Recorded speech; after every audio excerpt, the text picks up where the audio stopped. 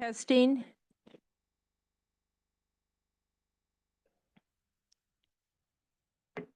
I would like to call this meeting to order. Please join me in the Pledge of Allegiance led by Andre Long, followed by a moment of silence to honor the memory of our beloved former Superintendent Dr. John Quickard, who sadly passed away this week.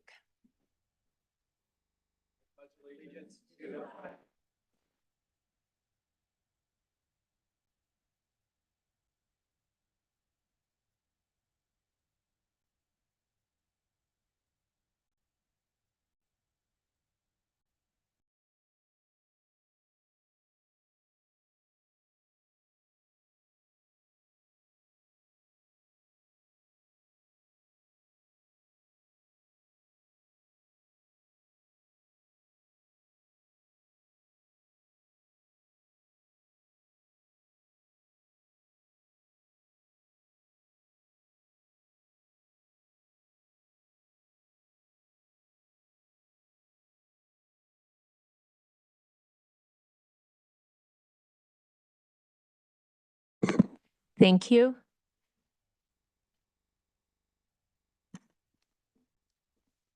May I have roll call, please? Mrs. Baker, Here. Mrs. Greenberg, Here. Mrs. Christensen, Here. Mrs. Case, Here. Mr. Pantera. Here. Next on the agenda, approval of agenda. Dr. Bells. Thank you. Items approved by consent will not come up for discussion during the meeting, but will be approved when the agenda is adopted. This is possible since members of the governing board receive the agenda along with backup materials at least 24 hours prior to the meeting and have time to review and consider all items. Prior to the agenda being adopted, members of the governing board or audience may ask that an item be removed from the consent agenda and brought to the floor for discussion at the appropriate place on the agenda. I would like to offer the agenda as posted with the following exemption. Move consent agenda G14 to items for approval. H1. Thank you.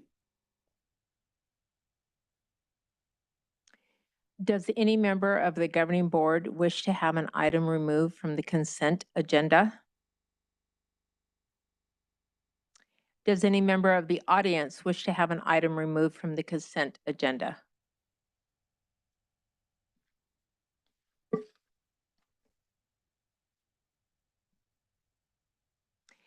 Seeing none, Mrs. Greenberg, may I have a motion to approve the meeting agenda and the recommended consent agenda items?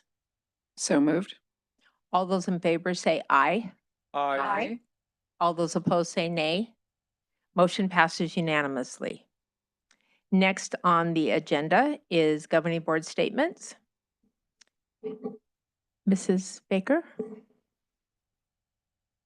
Thank you, President Case. First of all, I would like to thank everyone who showed up tonight to support our school district, our students, and our educators. Since our last meeting, I've had the opportunity to tour 4 different elementary schools, and I was able to attend our Student Voice and PV Pulse. We have a lot of really amazing things happening in our district, and it was great to be able to experience some of it firsthand. I want to thank all the principals for taking the time out of their days to show me around. So thank you to Missy Martin from North Ranch, Ann Furnish from Copper Canyon, Donna Alley from Mercury Mind, and Stacy Orest from Desert Cove. I love the culture at North Ranch. I'll talk about that one first. The space in the library was really cool. The students were really encouraged to read. There was lots of cozy little reading nooks. Their love of art was clear, and they had a whole wall outside the library that featured all their student artwork. I loved visiting Copper Canyon when it was not election day. It was nice to go inside. There were several mother-daughter duos who chose to work together at that school. It has a really neat culture. And I could really tell that Mrs. Furnish truly cared about her dedicated staff. What really impressed me, though, was their community garden. The whole school comes together to prepare for their farmers market event. They fundraise, they cultivate their community, and it fosters learning. Mercury Mine was a really neat school. When you go down, for those of you who've been there or not been there, it's like you're actually going into a mine. There's high open ceilings in the library and a stage. There was really cool artwork also displayed in their library. They partner with local artists and residents, and I think that's a really neat way to learn about the diversity in our state. Desert Cove is home to our North Valley Art Academy, and it focuses on theater, dance, and music tech. They also house our Connections program, and their inclusive practice of having their self-contained students join mainstream classes gives them a really neat opportunity to interact with their typical peers. I loved meeting with parents at PV Pulse and listening to their concerns. Student Voice was a really great opportunity to hear our students talk. I feel like sometimes as adults, we don't take the time to truly listen to what our students have to say. And so it was really important for us to take the time to listen to them without judgment and give them a chance to tell us what's impacting their day-to-day life. I look forward to my upcoming school visits, and so thank you. Thank you. Mrs. Christensen? Thank you for all in attendance today. It has been a busy time since our last board meeting. Mrs. Baker so eloquently described all the details, so I'm going to shorten my comments on the school visits, but I will mention that it's been one of the joys being on this board is going to every single school in the district. I was able to tour Boulder Creek Elementary, Mountain Trail Middle School, Mercury Mine, Desert Cove Elementary, Copper Canyon, Desert Springs, and each one of our schools has just this unique personality, and it's been so wonderful to see and tour and be able to talk to some of the teachers and the students in the classrooms. Also attended the 5K fun run, although I didn't run. I woke up late, so I just took pictures of people finishing, but I was still there. That was fun. PV Student Voice Council in North Canyon. I was so impressed with many of you are parents here, the caliber of students that were at Student Voice. And for those of you that don't know, it's my first time. It's where high school kids get to come, students come, and they get to talk to the cabinet and the board members. And it was very enlightening, very well-spoken kids. I was so impressed with all of them. Also, I attended a Horizon High School, Horizon Honors Choir concert, which was lovely. And also at North Valley Arts Academy, the Tink Show, which was at Shadow Mountain. That was fun. So as I mentioned, I intend to visit every school in the district because I know it's important to change from once you get on this board from having a parent's perspective to having a more open perspective from a board member, because we have to be the voice for the entire community, all the stakeholders, students, educators, staff, and community members. In order to do that, we must hear all the voices, all your voices, including those that maybe we don't necessarily agree with, but we have to hear and comprehend. And I think it's important for all of us to hear those voices. Call to the public is one way that our community can voice their concerns. And I love hearing all the perspectives because I have to first admit that I know that I have strong moral convictions in what I believe, but each and every one of us here up here on the board have those strong convictions as well, and very, very different beliefs. And I enjoy that. I think it makes our district stronger. The last board meeting, community members were kind enough to read some definitions to me of diversity, equity, inclusion. So I did appreciate that. However, I just would like to speak on why I know that they were upset maybe about me calling out diversity, equity, inclusion. And I just want to say that when I'm doing my research and looking through that, when I look at equal treatment, treating students the same regardless of their immutable characteristics is so important.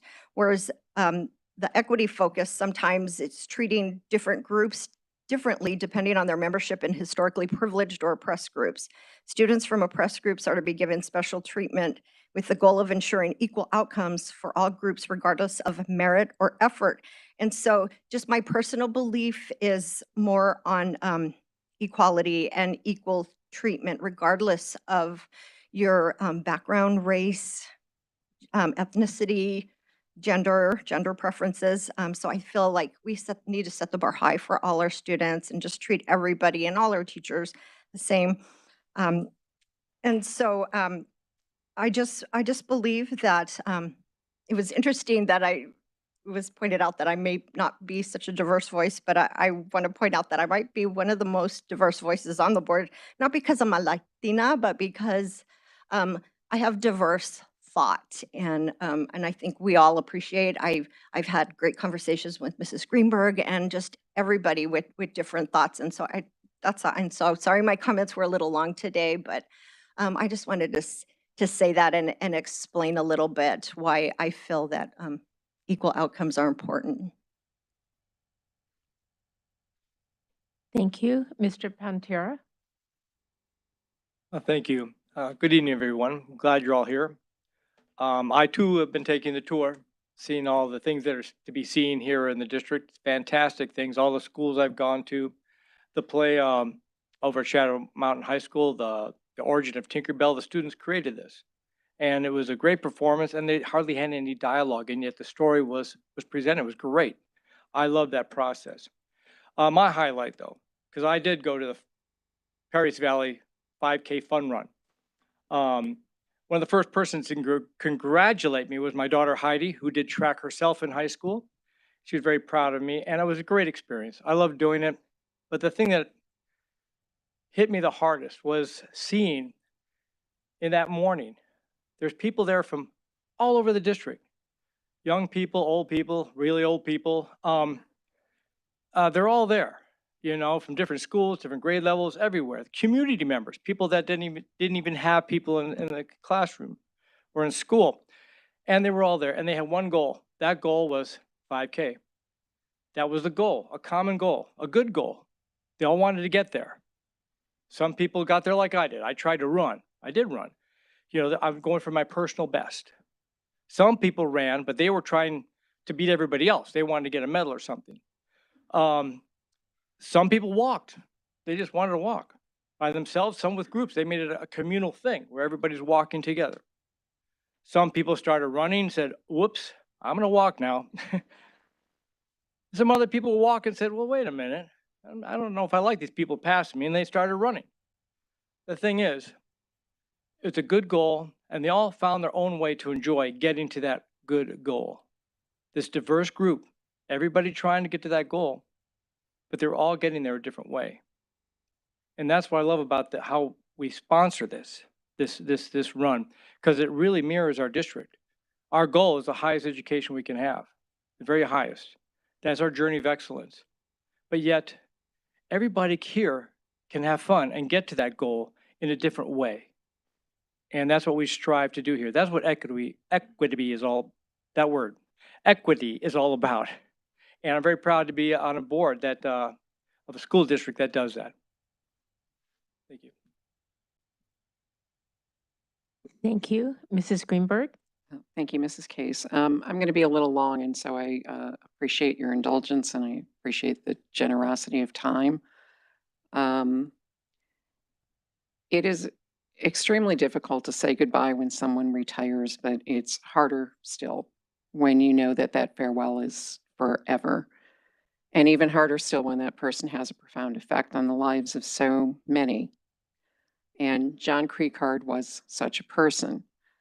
The outpouring of tributes from individuals who knew John both personally and professionally underscore that in many, many ways. When John first came to PVUSD, he had already served 30 years in education, the previous 23 in the Scottsdale Unified School District, where he had been an assistant principal, a principal, and assistant superintendent. And in the latter role, he oversaw the planning of Desert Mountain High School, Mountainside Middle School, and then opened Mountainside as its first principal.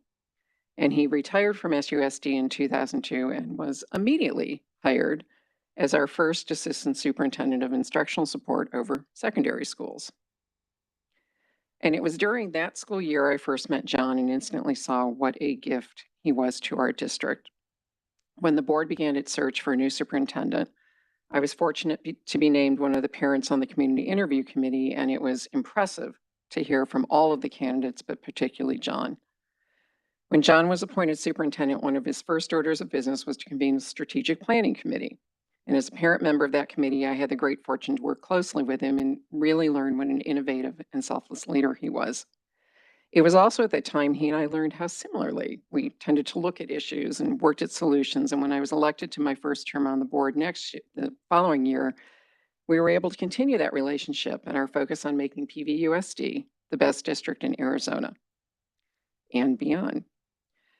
And I'm not going to talk about all the programs that the district initiated in John's leadership, but they were many and they were mighty. And I know that people in this room have benefited from them.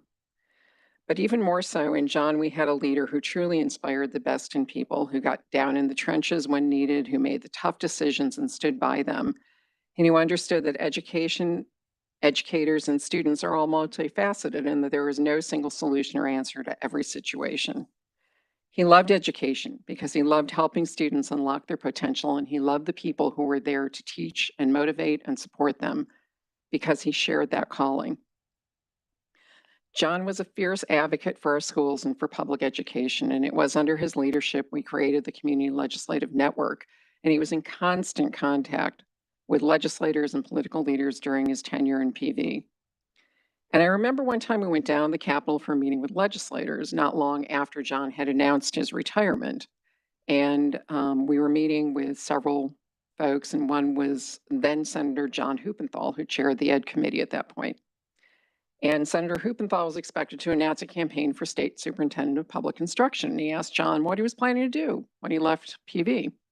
And without missing a beat, John looked at him and said, well, he was thinking of running for State Superintendent of Public Instruction. And the look on Senator Huppenthal's face was priceless, but also telling, because he knew that if John Krikard ran, he would be a formidable opponent. Well, John Krikard did not run for state superintendent, but such was his commitment to students and families that he did run for the state legislature. Before formalizing that decision, after he and his wife Janie had talked about it, he and I went to lunch, and he said the only way he would run is if I managed his campaign. I was hesitant, but that was the only way he would run. And I knew how much the state would benefit from John's service in the legislature. And so does his family, because they were just as committed as he was to his campaign. One time, for instance, he was scheduled to interview with a group regarding endorsements, but that interview could only be scheduled during the day that John's son was getting married in Colorado. And as only John could do, both the interview and the wedding went off without a hitch. Although John had a tremendous amount of support, both bipartisan, nonpartisan, he wasn't elected that cycle.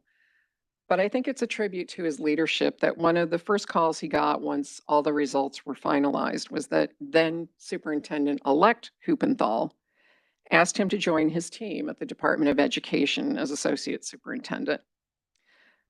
At that point, John decided to try actual retirement. He did a little side trip right after that, supporting Deer Valley as its interim superintendent, but then truly went to retirement. And he enjoyed it. But as you know, if you knew John, there was always more he could do, and he did it. And I got a call one day where he told me that he'd given my name as a reference. And that seemed odd on many levels, but the main one is, why is somebody asking you for reference? I mean, why is that even needed?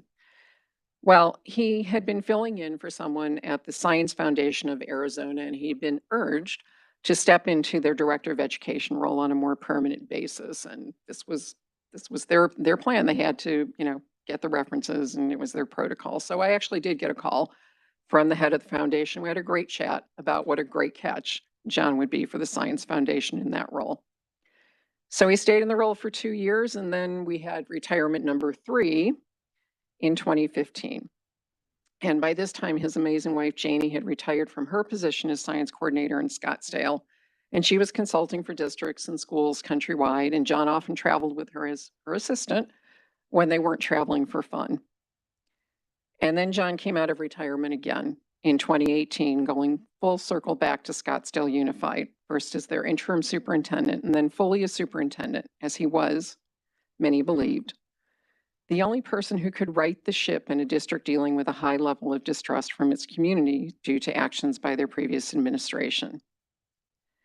And when he retired for a 4th and final time in 2020, after achieving a dizzying array of accomplishments in 2 years, He said in an interview that he hoped the community would remember him as a bridge to a greater future for SUSD.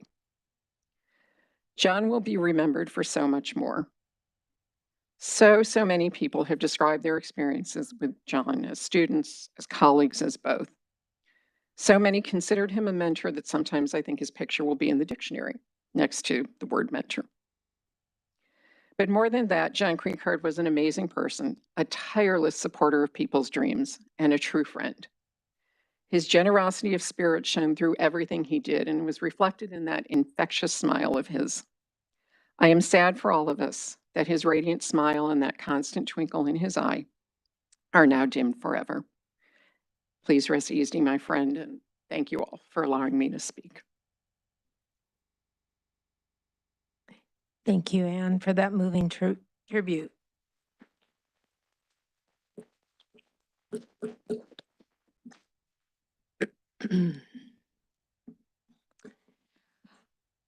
This week, Arizona lost one of the outstanding educators, Dr. John Creekard. And Anne covered many bases through all of the things she said. Did you pick up that he was a superintendent in 3 different school districts? That's quite amazing. And he was outstanding superintendent in Arizona. He's just did amazing things. But I wanted to just tell a little personal story. John was a superintendent when I first was elected to the school board, which was 19 years ago. And I didn't understand truly what a superintendent did, or I wouldn't have taken so much of his time. But every time there was a school board meeting, I came in a couple days before and brought my school. We used to have a printed school board book. Now we just get it online. And I would bring my school board book in with me with sticky notes throughout the whole book. And I would go through one by one, having him answer all my questions. And he was so patient with me. At one time, my daughter was sick and in the hospital. And I had a question about something on the board book, and I didn't get to him. And he goes, "I've been waiting for your phone call, or you come to see me." And then we discussed the thing he thought I would have a question about. He knew me so well by then, but he truly had the patience of Job to listen to me and explain things to me. And he never seemed like he was in this great big hurry. And I had no idea as a school board member how busy a superintendent truly is and how many things they were in charge of. But he always had a ready smile and was hoping someday I'd learn quickly. And I just feel like it was just an honor to serve with him in this district in the capacity I did. So we will miss him, and we are grateful, especially for the good changes he made in the high schools. He really had a love for high school students, and we will miss him.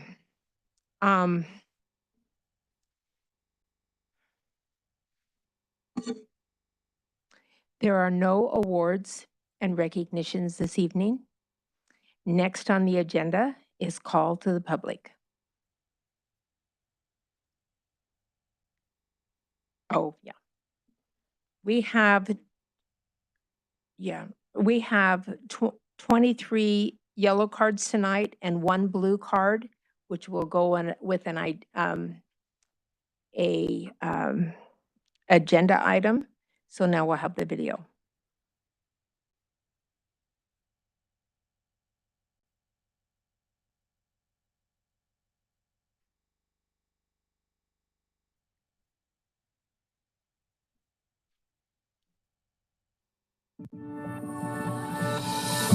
Call to the Public is about to convene. This portion of today's meeting allows the public the opportunity to address the governing board. Although state law does not require that the governing board hold a call to the public, the Paradise Valley Unified School District and its board have chosen to do so because we believe it's important to hear about concerns and issues from our community. While Call to the Public is not designed to be a discussion, the board is here to listen. Due to Arizona open meeting law, the governing board cannot respond to, discuss, or take any action on items brought up during this time. However, staff members may be directed to get back to you and address individual concerns. As a reminder, the point of this and every board meeting is to accomplish the business at hand, and to be able to do so in an open and collaborative way. All in attendance are expected to observe meeting rules as well as rules of politeness and decorum, so that we may serve as an example to our students that issues can be discussed in a respectful and civil manner.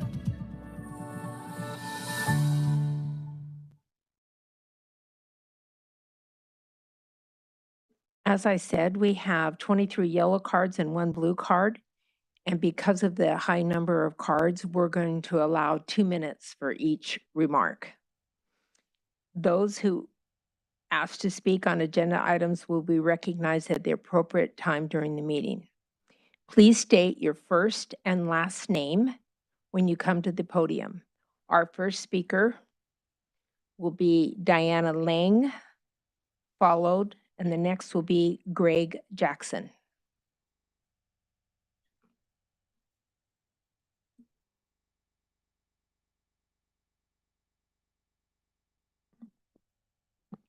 Good evening.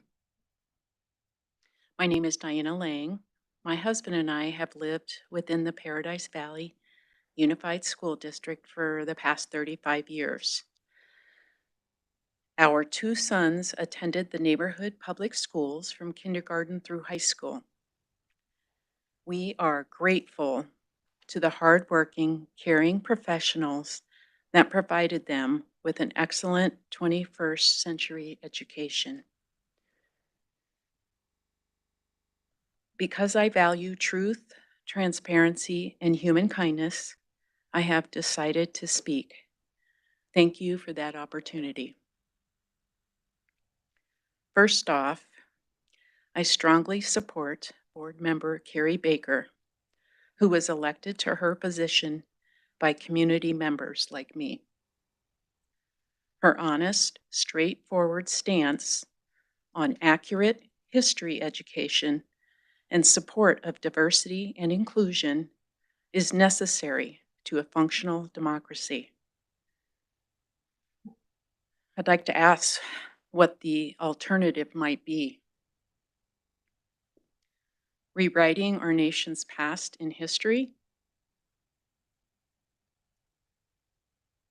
Is the alternative to not welcome certain children, to not respect or value certain students in our schools?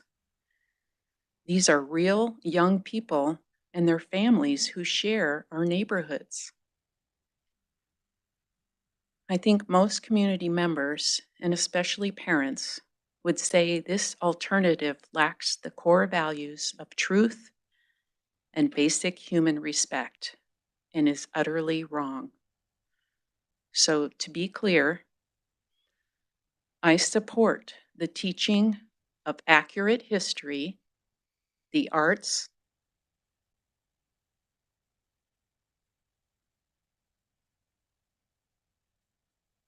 Thank you. Your time's up.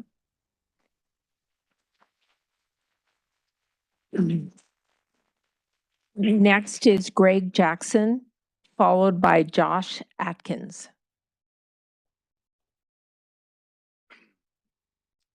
Hello, my name is Greg Jackson.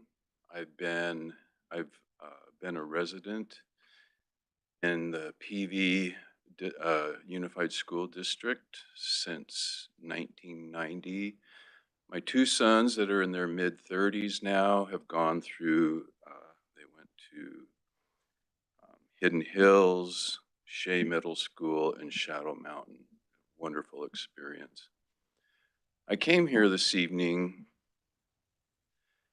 with something in mind, but I'm going to switch that right now. And I want to say that I don't know this person, John, who has been spoken of this evening, but he sounds like a really wonderful human being.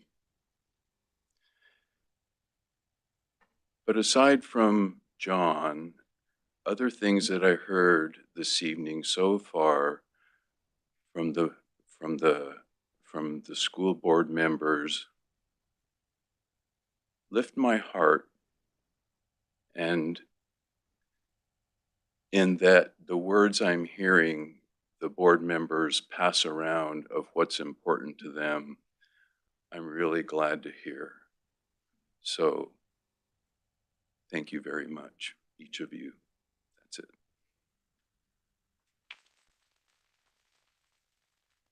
it. Next is Josh Atkins, followed by Jean Castier. Good evening, President Case, governing board members, Dr. Bales, and cabinet. My name is Josh Atkins, and I am the proud secretary of the Paradise Valley Education Association, and I am here in my humble outfit today to bring awareness to PVEA's Prom Boutique. The Prom Boutique was started in 2016 and has helped hundreds of our students find their outfit for the big night. The boutique will be open to all PVUSD students and will provide suits, dresses, shoes, accessories, and makeup. Our first public event for 2023 is on Saturday, March 25th at Sweetwater Community School from noon to 2. Additional dates can be found on our social media sites, Facebook, Instagram, and Twitter by searching Paradise Valley Education Association. PVEA is proud to offer a wide range of clothing options that celebrate our diverse student population, and this has been made possible through generous donations of gently used formal wear. Tonight, I am asking that if anyone has dresses, suits, ties, shoes, or jewelry that could find a second life as a prom outfit, to contact paradise.valley@arizonaea.org, and we will happily take them. Furthermore, we have an Amazon wish list on all of our social media pages where you can donate things like undershirts, gift cards, hygiene items, socks, and other necessities that need to be purchased new. Lastly, if you have any connections to a local business that offers prom-related services like hairstyling, photography, manicures, or floral arrangements, please help us make that connection so we can offer raffle prizes to our attendees to help complete the perfect prom. I know that the board has supported this since its inception, and we hope to see each one of you at one of our events in the future. Thank you.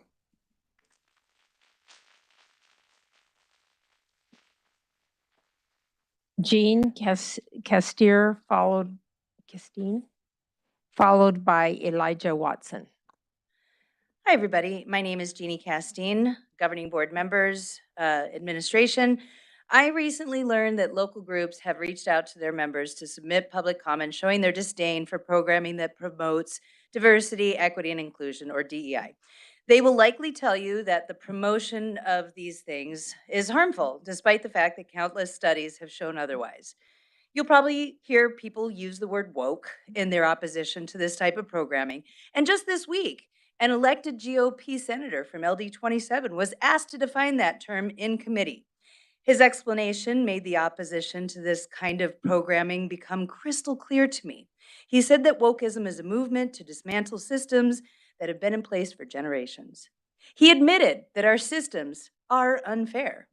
They do not work for everybody. Every accusation is a confession, it seems. Taking a look at inequities in our systems, laws, organizations, etc., is a good thing. Including people who haven't been included in the establishment of these systems is a good thing. Learning about growing and the diversity of our neighbors is a good thing. If our children of color are old enough to learn about racism and the inequities, lack of diversity, and lack of inclusion in our society through their daily existence, we as adults should stand alongside those children and show empathy to them by trying to understand what their lived experience is like. To those who are here in opposition to DEI programming, you're not evil and bad because you aren't a member of a marginalized group. What we're saying is that marginalized groups still struggle to find diverse, equitable, and inclusive spaces in which they can exist and participate. I've lived and worked in communities that are very racially and ethnically diverse. I've participated in DEI and implicit bias trainings, and I'm grateful for it. My former students, their families, the entire communities just want their voices to be heard. This program,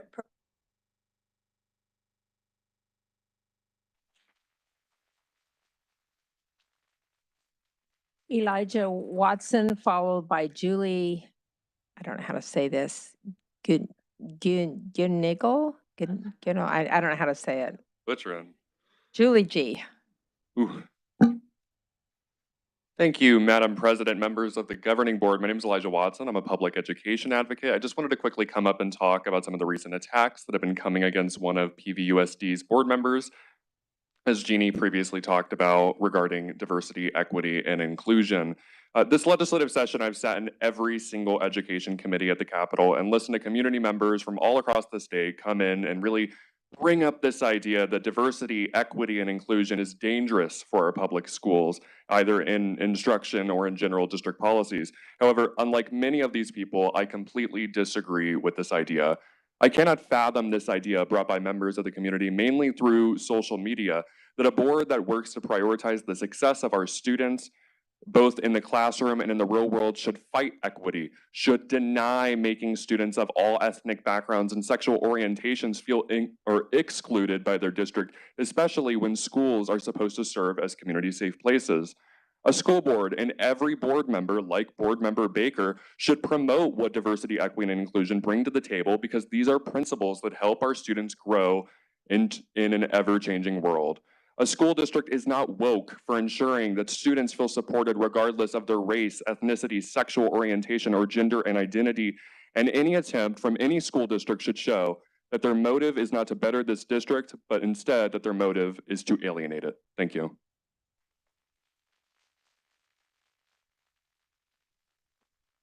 Next is Julie, followed by Hera Dabowski. Thank you, governing board members. My name is Julie Gunnigal, and I'm here to thank you. I am a Horizon High School graduate, go Huskies, and a parent to 2 kiddos in our district. I received a quality public education, and I am grateful. As a result, I went to NAU on a full ride and to Notre Dame Law School on a fellowship. But when I look at the education they are receiving, I'm even more grateful. When I graduated, world history was taught as only European history, and that American history started with the Mayflower. When I graduated, we had to beg a teacher to step in for a gay student who was being harassed by other students. When I graduated, I was alarmed at the segregation of our special ed students, and I am delighted that that is not my students' reality. I am happy that our schools are diverse, and I am thrilled that children are learning that differences make us stronger and that diversity shouldn't just be tolerated, it should be celebrated. I am, however, alarmed at the comments taking aim at DEI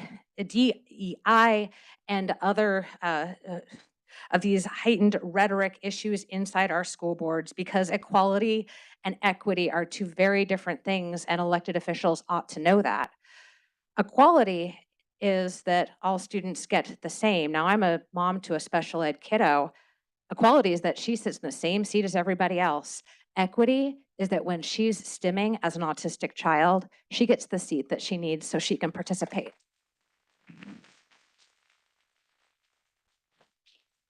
I find it alarming that the idea that students have their needs met is somehow controversial in our school boards, and that this is being amplified all over the nation. As my student now explores college options, I'm alarmed at the reputation Arizona now has because of school boards taking aim at utterly uncontroversial issues of this sort of heightened, wild rhetoric. And it's not just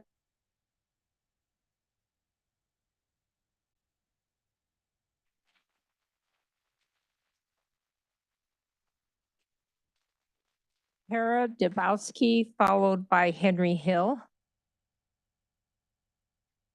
Good evening, President Case and Governing Board, Dr. Bales, and Cabinet. Thank you for allowing me to speak. I have been reading lots of comments online, like many of the speakers have already mentioned, about DEI. And I was worried that some of the comments would make parents think that it's a waste of time and resources. And while I can't wrap my head around why someone would think such a thing, I thought that maybe people feel that it's just not used after high school, so why teach it in high school? So I went through various websites and looked at other schools and companies' missions and value statements to see what they say about DEI. So I started with some of our state institutions. So GCU, we welcome and encourage diverse cultures and unique perspectives in all of our classrooms. We provide an environment where learners can openly discuss and debate to gain understanding. Here's U of A. We embed the principles of diversity and equity into every Wildcat every day, practicing both inclusion and compassion in every interaction from every office, division, and college. Here's NAU. At all levels of the institution, diversity and inclusion are recognized as institutional strengths and exhibited through a reflection of ideals and participation by all members of the diverse NAU community. So clearly, it's not just in high school that it is in college, but what about after college? One of the components of a portrait of a PV graduate is that we're preparing them for a career. So then I looked at the largest employers in our state to see what their website said. And I did look at healthcare since it's CTE month and my girls are going to PV high school and I'm hoping they'll take the CNA class. So I looked at healthcare. So Banner Health. Banner Health values and celebrates equity, diversity, and inclusion. We promote and cultivate a culturally rich workforce. Oh, 2 minutes.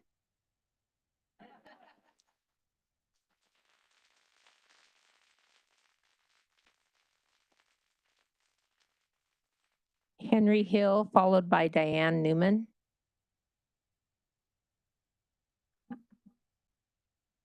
Good evening, President Case, Superintendent Bales, and governing board members. I want to start off by saying I support the positive discussion that's been had so far on DEI. I'm going to adjust a little bit what I was going to talk about since I don't want to repeat things that already been said. So just a couple things to go over based on things I've heard in the news and heard around the community. One, I first want to do formal congratulations on the removal of the spending limit. I think it takes a lot of pressure off of not only this board, but this community. So I want to applaud that and also note that it was relatively easier, I think, than we all expected. So applaud that part as well.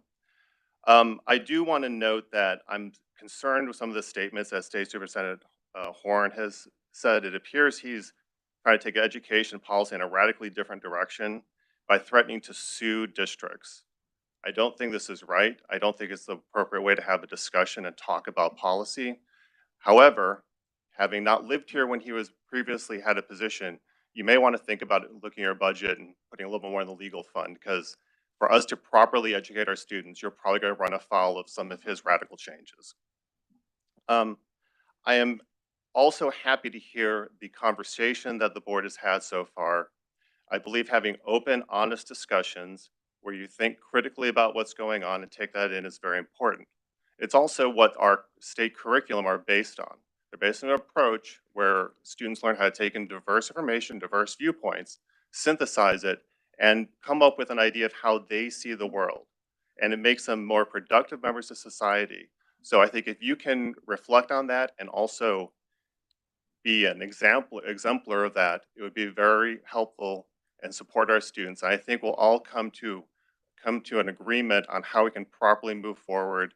We may not always agree on everything, but I think if we're working our best to do it, PV School District will continue to thrive. Thank you.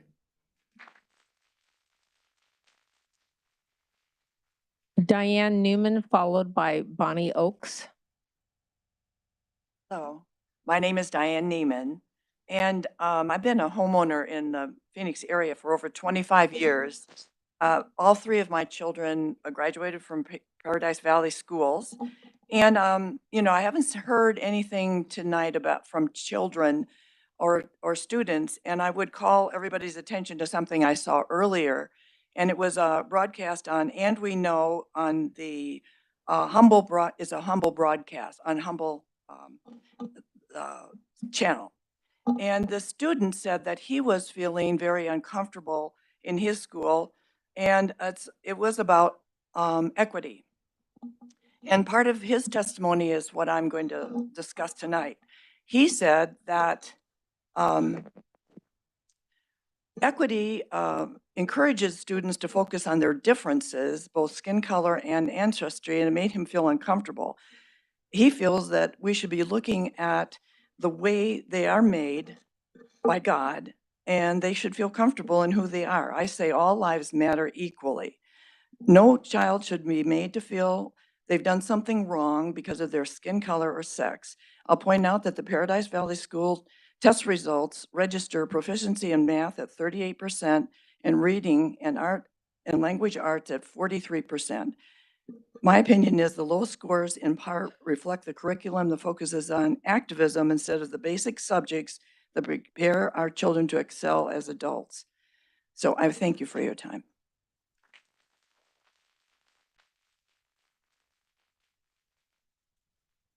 Next, we have Bonnie Oakes, followed by Gina Griffiths. Good evening, President Case and the rest of you. First time I've done this. My name is Bonnie Oakes. I have 3 granddaughters that have been through public school here in Arizona. One's a 7th grader at Mountain Trail Middle School. When she was in 6th grade, she was president of the student council. I have a senior at GCU. She's going to be a social worker. I have a junior at NAU, and she wants to be a math professor. Everything they want to do in their future involves equity and inclusion with the people they'll be working with and the students that they'll be finishing their school with. So it's very important. And to me, the word CRT is the exact opposite of that. It's a false Republican agenda propelled by disinformation to confuse the public. Thank you.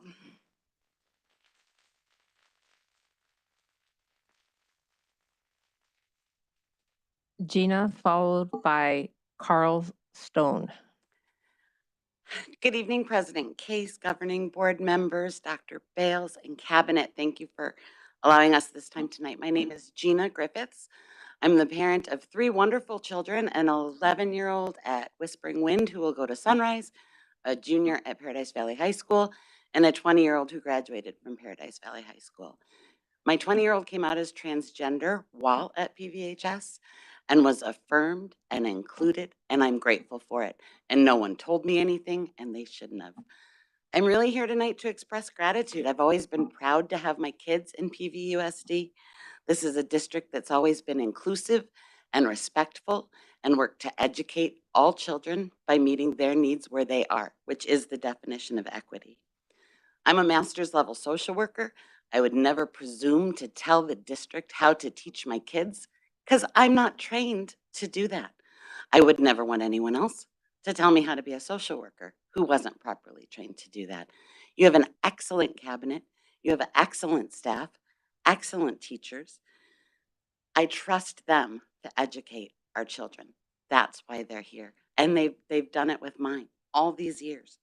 So I really just want to say thank you for the rigorous education, for the accuracy with which you've taught history to my children, and for the inclusive nature, for the focus on respecting others for their differences. That's made my children better. It's going to make future children better. And I appreciate that that's what you've done, and I hope you continue to do it. Thank you.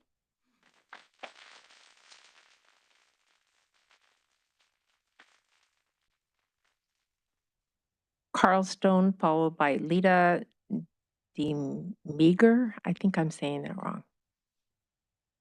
Hi there, I'm Carl Stone. I have had 4 kids attend PVUSD schools. I thank God every day that they are finished and not have to, then they're not subjected to the woke priorities that now exist in this district. I don't know how parents nowadays do it. I'm here tonight to thank Sandra Christensen for standing up and defending the values of the 50+% of constituents of PVUSD that are conservative. We appreciate you and ask you to continue to be strong and to continue to fight for us. We're not as loud as the people that come up here and stand, but trust me, we're there for you, and we're out there. We see you, we appreciate you, and we will always have your back, always. Thank you.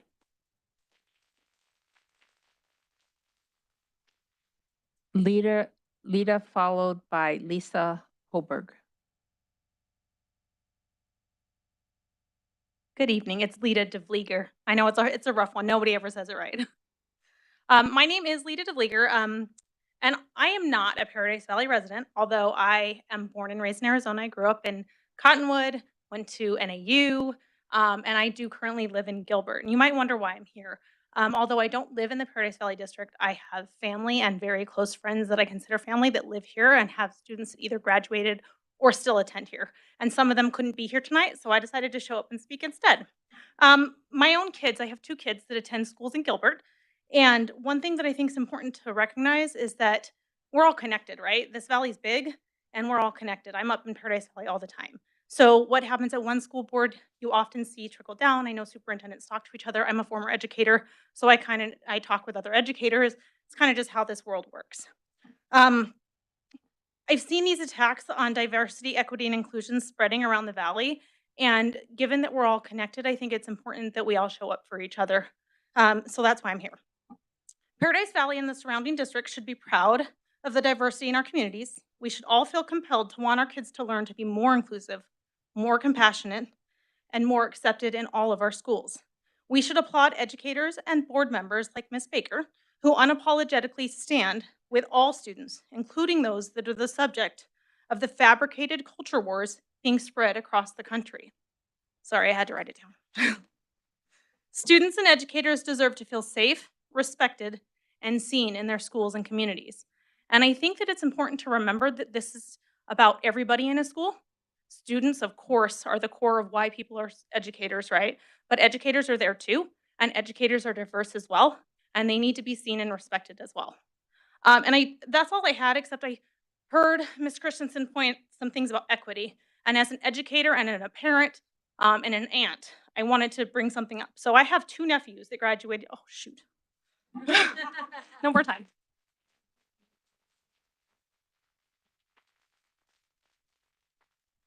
Lisa followed by Jessica Crane or Carr, I'm not sure. Good evening, everyone. I'm going to speak quickly. Let me start by saying that I'm a mom of a senior who open enrolls at Paradise Valley High School.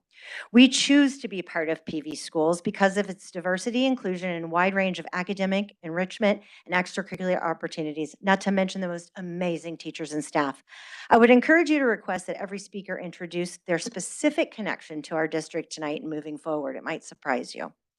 With that being said, it seems like recent controversies in our district and state are all about beliefs, as Member Christensen so perfectly pointed out. So as a white, Christian, heterosexual, registered Republican mom, I wanted to share some of my beliefs and how they have led us to PV schools. I believe in school choice. And I know there are tons of options, even some that will teach students with a specific religious or political slant if a family so chooses. They're all around us. Please don't allow a political agenda to change the PV district that we have chosen. I believe in parental involvement, and we have experienced a high level of it in our 8 years in PV schools. We know exactly what our son has learned in every class and feel that our voice is always heard. That doesn't mean that we always get what we want, but isn't that what we teach our kids? Please continue to support a culture of mutual respect and genuine communication between parents, teachers, principals, and staff. I believe that through a diverse and fact-based education, students can learn to think for themselves while learning to respect and work with those who think differently.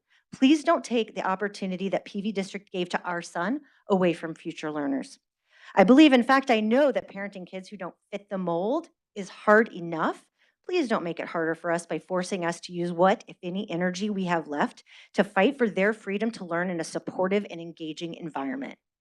I believe in educators like Dr. Karen Hudson, Mrs. Sarah Armistad, Mrs. Mary Apostolatus, Mr. Ian Dennis, Mr. Paul Havlovic, Mr. Ryan Diefendorfer, Dr. Reedy Samuel, Dr. Bonnie Culp, and so many others. Please don't allow political rhetoric to stifle their abilities to connect with and support our students or drive them away.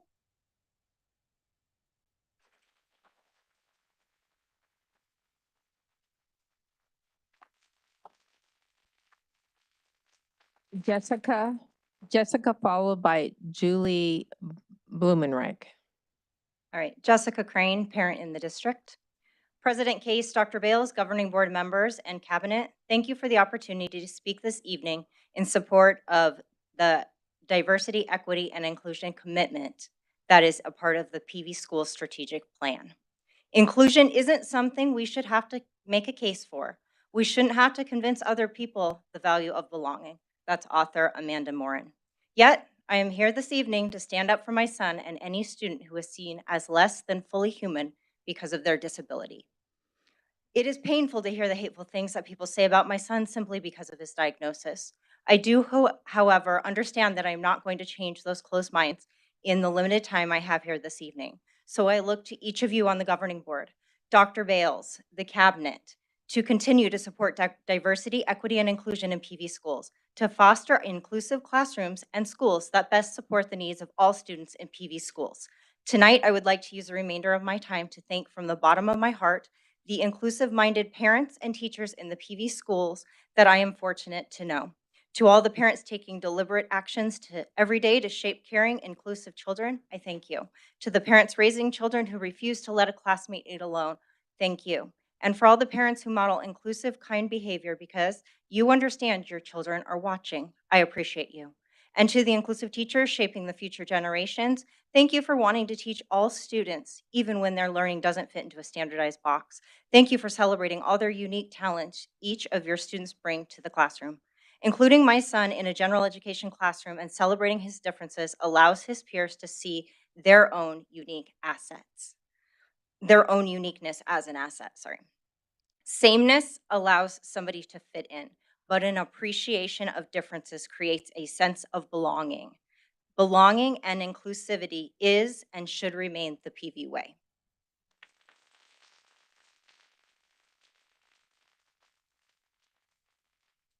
Julie, followed by Nicole Kudwick.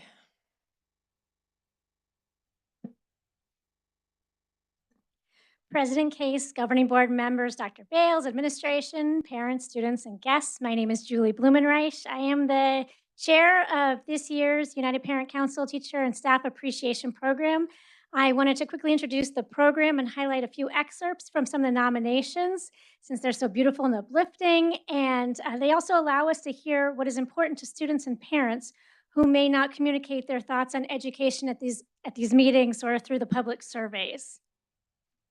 The program invites students and parents to nominate teachers and staff members, including bus drivers, instructional assistants, cafeteria workers, and others who have gone above and beyond this school year. Some of the comments have been, this teacher goes above and beyond to support the students at this middle school. She wants each student to feel their worth and find the best path for them to succeed. Thank you for providing a safe place for my student to come to school when she needed to get away. My daughter has made so much progress academically and is so proud of herself, all because of the safe, nurturing, and fun environment the teacher has created. This teacher is responsive, supportive, and involved in students' success. She works with students both collectively and individually to meet emotionally, academically, and physically to succeed. She is very compassionate and actually cares. This teacher has worked hard. At every chance, she sees an opportunity to impact both her students and their typical peers. My son has thrived in this classroom. Our daughter has learned so much academically, but even more so, her confidence has been boosted. She treats all her students with respect and makes sure everyone feels included. She is my favorite teacher, and she has left such a positive impact on me. In closing, I want to thank the district and governing board for always supporting this program and recognizing the importance of showing appreciation for our teachers and staff, hiring, training, and retaining excellent teachers and staff who go above and beyond for students and families every day, and for listening to all of our voices.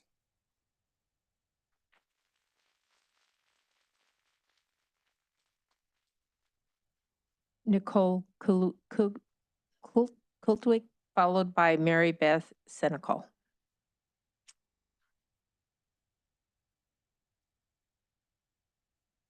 Hi, everybody. I've been here before talking about defining our terms. And it was, in fact, last fall and then April of 22. I asked Have we defined what the word equity means within this place? I was told it's commonly understood, everybody knows it, and yeah, we do have it defined. But then by email, we later found out, no, we don't have it defined. We have a common understanding. We have, quote, commonly known definitions and terms the administrators understand, but no written definition, no written definition at all. I would have no problem with this if we could find a common definition. I've heard people here today and before saying it's giving everybody the resources that they need to achieve their best. I love that definition. That's a great definition. That's not the definition that I've heard on this board upon occasion. I've heard people say, everybody graduates. That's what equity means. Everybody graduates. And then they're not alone in saying that because the Intercultural Development Research Association, National Equity Project, Center for Public Education, all focus on equal outcomes. That's what equity is. So when you search on Google, equity education, that's the answer that you get, not everybody gets the resources they need to achieve their most. If we're gonna, and just to highlight that fact, Wall Street Journal just published this last Friday, the Culver City School District removed all honors classes because the honor student demographic was not in line with the school demographic. And so out of equity, they're removing the honors classes. Nobody here is addressing that. They're addressing straw men. Nobody wants kids to be left behind. We all want our kids to be able to have the most, to be able to reach their true potential. But if we are going to pat ourselves on the back because everyone graduated, meanwhile we have kids proficient, only 40% of our kids are proficient in reading and math, we're doing everybody a disservice. Please.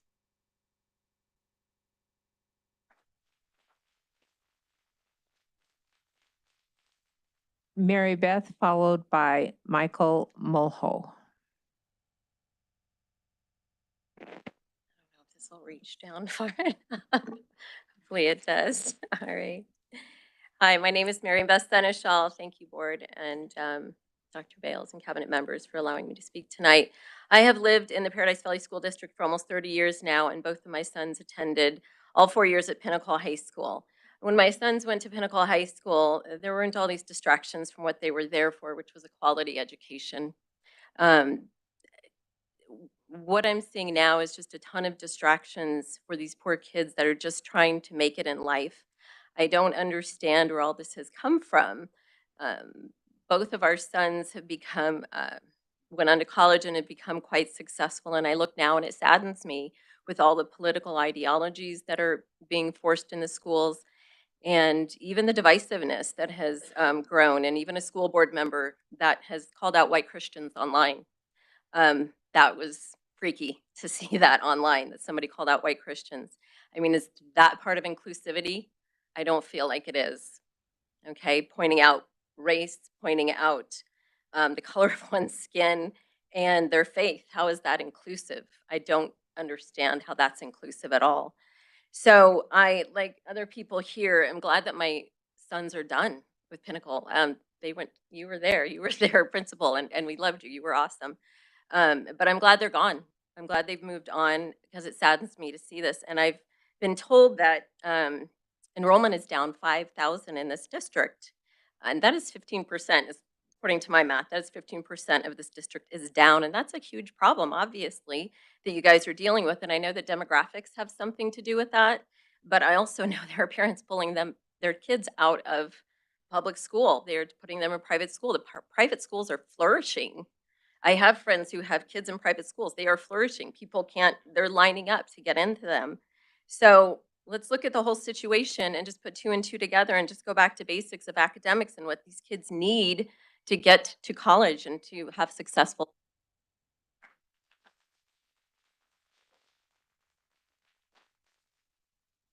McCall, followed by Kim Miller.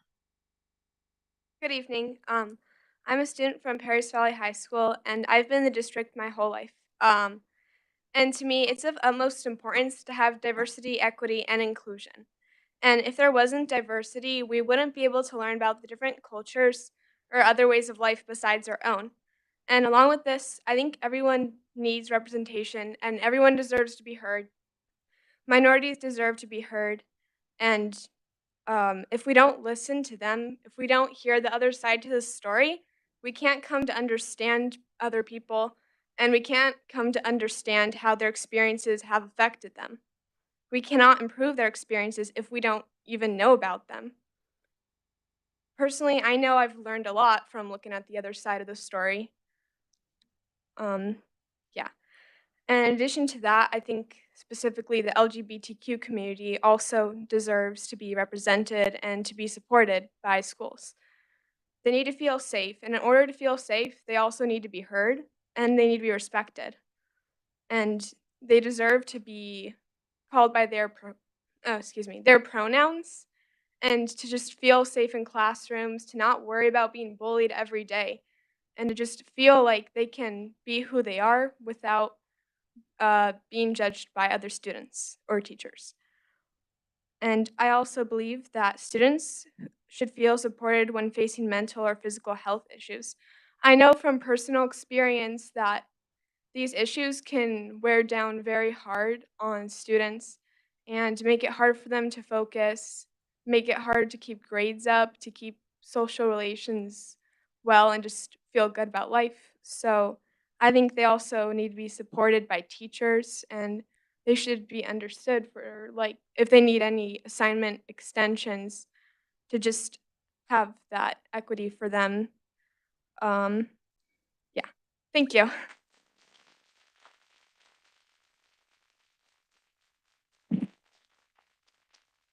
Kim Miller, followed by Maya Cotter. Good evening, board. Thank you for doing what you do and sacrificing your time and your love and your care for all these students and for the teachers and for public education. My name's Kim Miller. I have 5 kids, and I have 2, a niece and a nephew who live in this district. I live in the Scottsdale district, but I care very much about families and kids and learning and education and what it really takes to encourage and inspire kids for their future, for them to be successful. And this is not a political conversation to me as much as it is coming together to understand what is good, what is actually the definition of what is good for kids and how to inspire them. And I think I'd like to address the parents too. Like, I don't know if I can do this, but I just want to kind of address everybody because thank you for you being here. There's a lot of parents who stayed home, and what I just want to say to all the parents who've taken this time and who love their kids, all of us agree that every single child deserves respect and cherishment and love. And it doesn't matter, who they are, where they came from. They each deserve respect. But the DEI sounds really good on the surface, but really out of good intentions, what we're doing is we're actually hurting kids because we're dividing them by a standard or putting them into a group rather than thinking of them as an individual. So a child thinks, well, okay, I'm not, Susie, I'm actually a marginalized group, and so we're focusing so much on that I think we're stealing away their own sense of working hard and being the person that they want to be in life. And we're labeling them, we're making them little tokens. And I feel like that's really the results. And I just want to urge you to think about the results of what we're doing out of good intentions. So we don't want to demoralize them. And there's really nothing more paralyzing to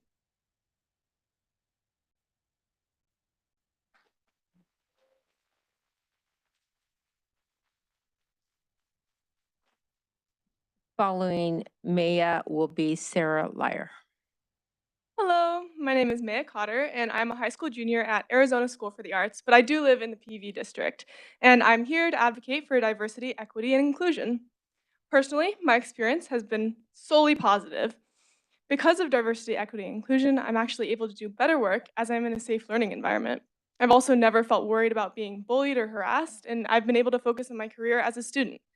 Because of these policies, we can also have coalition clubs, which allow for people's cultures to be celebrated and are open to any person.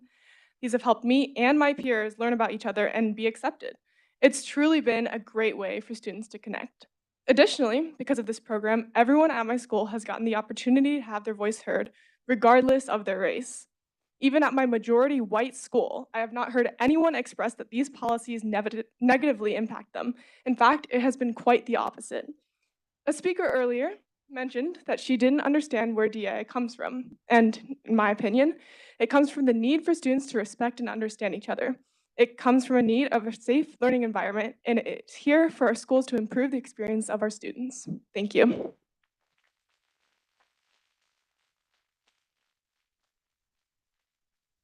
Sarah, followed by Emily Wagner. Hello, my name is Sarah Ayer. I'm 16 years old and I go to Arizona School for the Arts. I'm currently a junior. While I'm not in the PVUSD school district, I'm here tonight because I believe it's very important for the board to hear student voices. A speaker mentioned earlier tonight that they haven't heard from any students at these meetings. Here we are. My school, Arizona School for the Arts, has diversity, equity, and inclusion policies. Here are the results from what I've personally seen in my school. I've never heard of a white student feeling disenfranchised because of these policies. In fact, it's quite the opposite.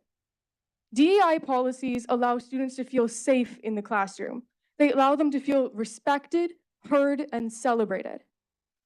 Paradise Valley Unified School District's DEI policies encourage respect and opportunities for all, regardless of race or religion.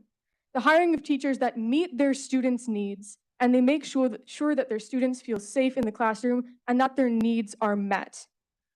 I'm here in support of Paradise Valley Unified School District's DEI policies. I know that retaining them will have the same overwhelmingly positive effect it's had on my peers and me. Thank you.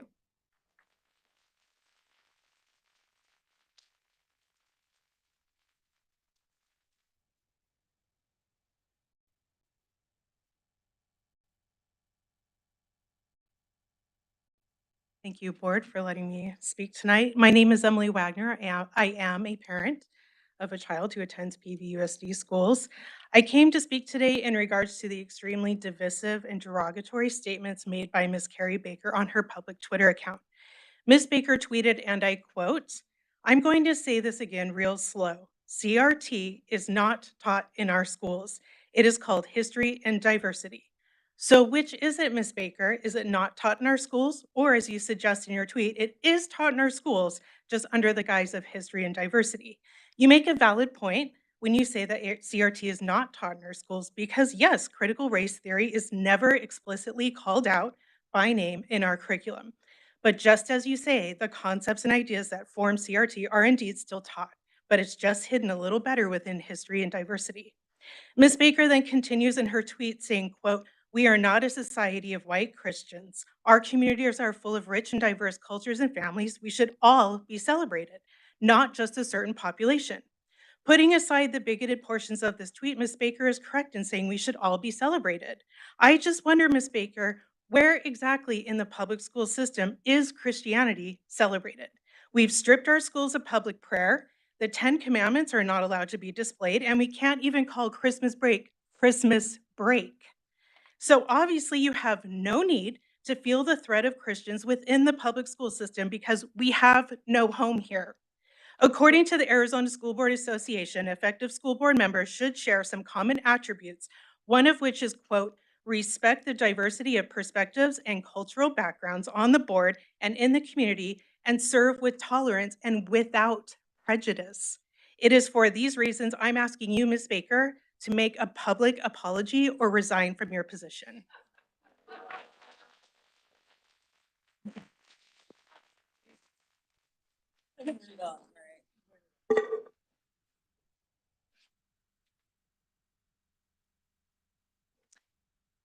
Next on the agenda is Dr. Bells. Thank you, President Case, governing board members, cabinet, and guests. I'd be remiss if I didn't share just a couple of thoughts also on the impact of Dr. John Krieghardt in this district and me. He will truly be missed. He was certainly a servant leader with a very contagious smile and laugh.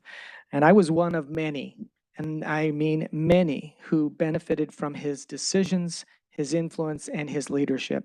Because of him, I received a once-in-a-lifetime opportunity when he selected me to plan and open Wildfire Elementary School.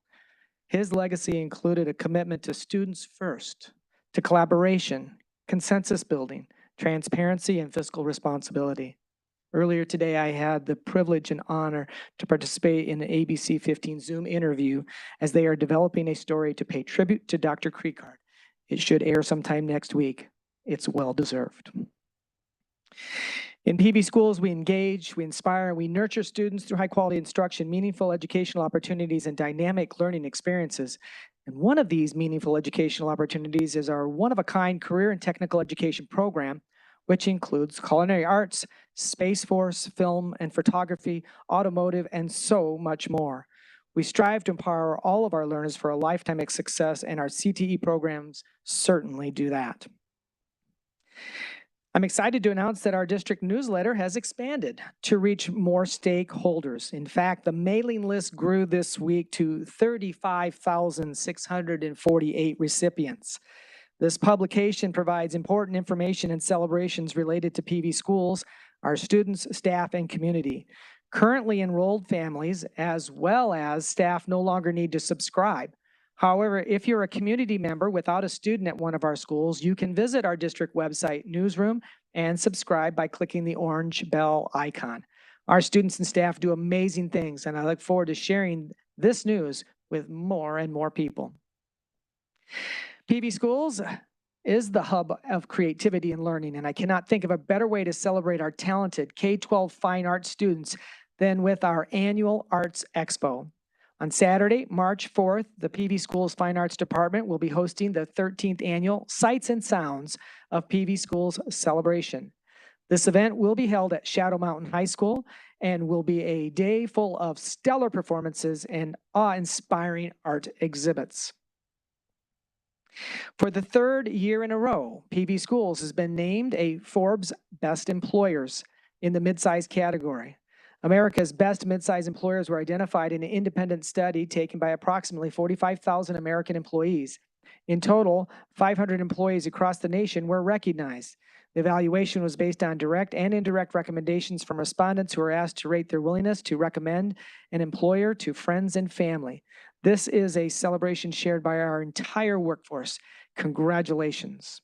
And with that being said, I'd also like to remind PV Schools as a great place to work. To find out how to join our team, visit jobs.pvschools.net. Congratulations to our National Merit finalists. 15 students from Horizon, Paradise Valley, and Pinnacle High School have advanced to the finalist stage. These impressive high school students must meet strict requirements in order to move on to the finalist stage, and as a result of their standing, they will be considered for National Merit Scholarships. Keep up the great work.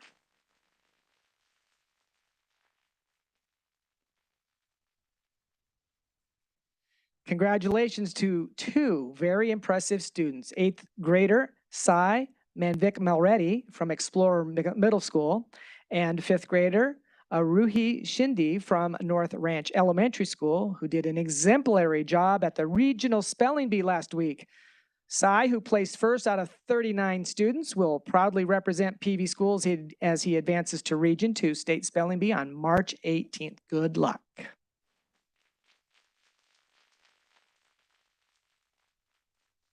It's that time of year again, and families across our high schools are filling out their FAFSA forms. As many of you know, getting prepared to send your child off to the next educational adventure can be complicated, but we are here to help. FAFSA is free, and you can file it online. This important application process should only take about 30 minutes to complete. Parents or students needing assistance with the process can always reach out to our school counselors or college and career specialists. We are here to help you. And as I briefly mentioned, one of our meaningful educational opportunities is within our CTE programs. February is CTE month, and we want to take the time to celebrate all of our fantastic career and technical education teachers, students, and programs within PV Schools. PV Schools proudly offers 21 individual programs throughout its 5 excelling high schools. Our district prides itself on providing students with a head start on a path towards some of the fastest growing careers in the country. Career and technical education brings top industries into our classrooms. And here tonight is Mr. Long and Sandy Fabian, who will continue this celebration by honoring our career and technical student organizations. Mr. Long. Good evening, President Case, governing board members. We do have an incredible and robust CTE program, and that's led by an incredible CTE leadership team tonight represented by Sandy Fabian.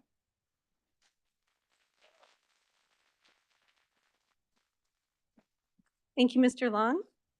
President Case, Governing Board, Dr. Bales, Cabinet members and guests, good evening. My name is Sandy Fabian. I'm here on behalf of the Career and Technical Education Department. February is National CTE Month, as Dr. Bales mentioned. This awareness campaign provides us an opportunity to call attention to some of the amazing CTE classes our district offers and to celebrate the outstanding achievements of our CTE students. We have 21 CTE programs throughout the district, and each aligns with the designated Career and Technical Student Organization, or CTSO. These co-curricular clubs provide opportunities for students to develop and enhance leadership skills, as well as compete in events related to the program's technical and professional standards at the state and national level. This evening, we have invited 2 students from our CREST program at Paradise Valley High School to talk about their experiences in their respective CTSOs for bioscience and engineering. First up will be our Bioscience HOSA President, Melinda Zhang, followed by the Skills USA State Treasurer, Tej Desai. Please help me in welcoming Melinda and Tej.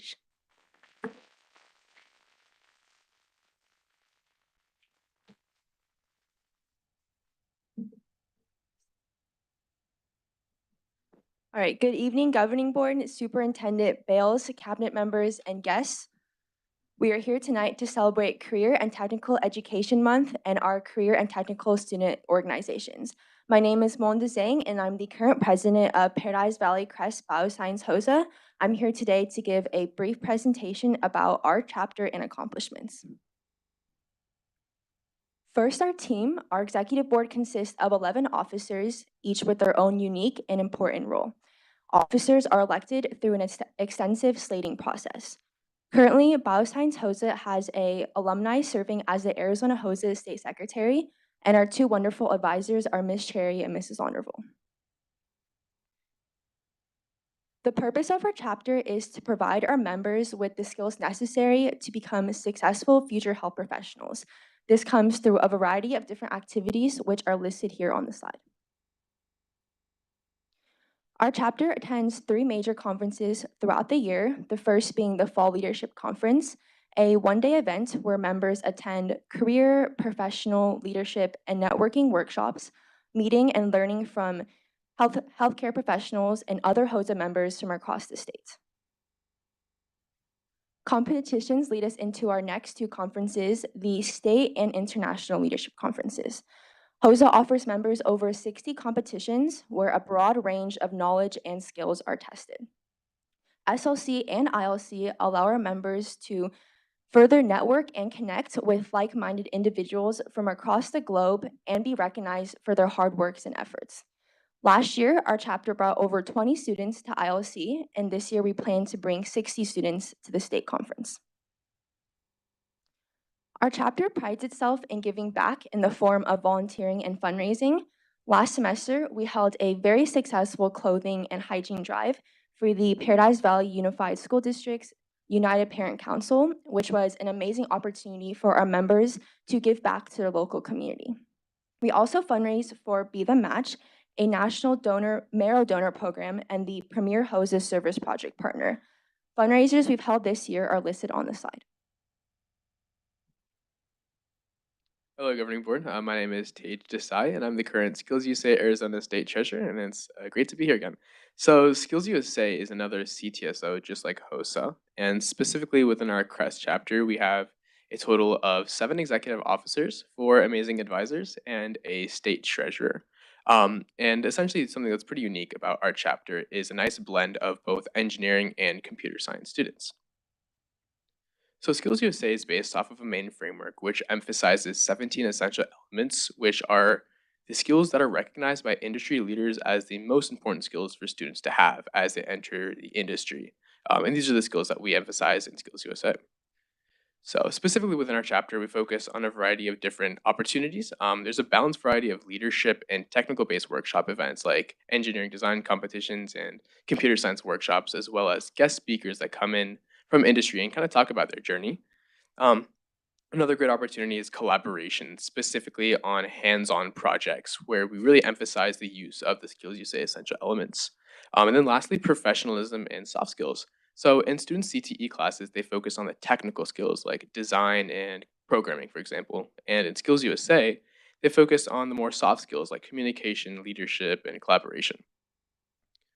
So Skills USA has over 15,000 members statewide, and there are amazing leadership events that these members can take part in, including Fall Leadership Conference and Camp Champion. And one of the biggest takeaways for these events is networking.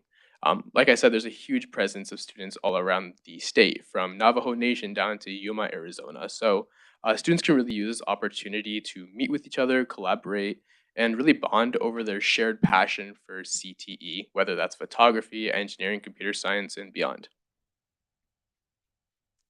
And then another huge emphasis for Skills USA is competitions. So we have 3 levels of competitions: regionals, which is actually taking place tomorrow, state, and nationals. And there's 2 main categories, which is leadership and technical events. So essentially, students take the skills that they learn in their classroom and translate it straight into competition events and get recognized for it. So that's a really nice part of Skills USA. And finally, Melinda and I would like to thank the PVUSD Governing Board and Mrs. McGowan, our CTE Director, for your continued support in CTE and CTSOs. So thank you for your time.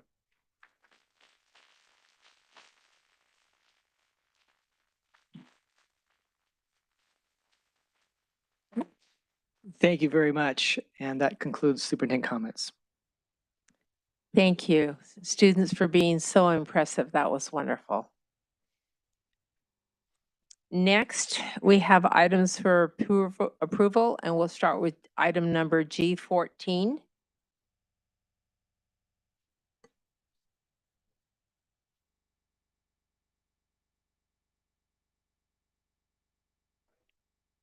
I'd like to invite Nicole Kudwick to come and address this item of G14.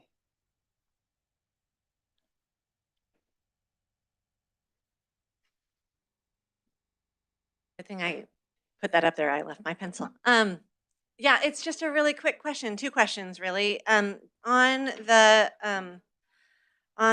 memorandum that has the computer support and software, computer software and support, it has an amount, but it doesn't say, and it says we're buying Chromebooks, but there's no indication of quantity that we're buying. And I'm sure it's probably reasonable, but it seems like we should know so that there's like, we know it's reasonable. So that's one thing, is just how many Chromebooks are we buying was a question. And then the second thing is we buy a lot of Chromebooks. So I'm just curious what the useful life is, just as a kind of my own little fiduciary kind of, I'm a numbers person. So that's it. 2 little questions. Thank you. Thank you guys all for your patience. You guys are so awesome. Okay. Now you turn it to me. I'll turn that over to you, Dr. Bells. Thank you, President Case, Governing Board members, cabinet guests. It is our pleasure to recommend the consideration and approval of purchase from the current PV contract 2202 PV for computer software and support for approval this evening. Just for a point of clarification, we have a number, generally $921,000, $843 is going to purchase about how many, Ms. Berrigan? Approximately 2,375 Chromebooks, along with the white glove plan, which is like a plan for any damage that may happen to the Chromebooks for them to be fixed. Thank you. And our generally our life service for Chromebooks, do we have an answer, Dr. Corson? Typically, the life of the Chromebook runs about 6 years. Thank you. And with that, we recommend approval. Thank you. So around 2,000, 2,000, and they last about 2,300. 2,300, and they last around 6 years. 6 years. Okay.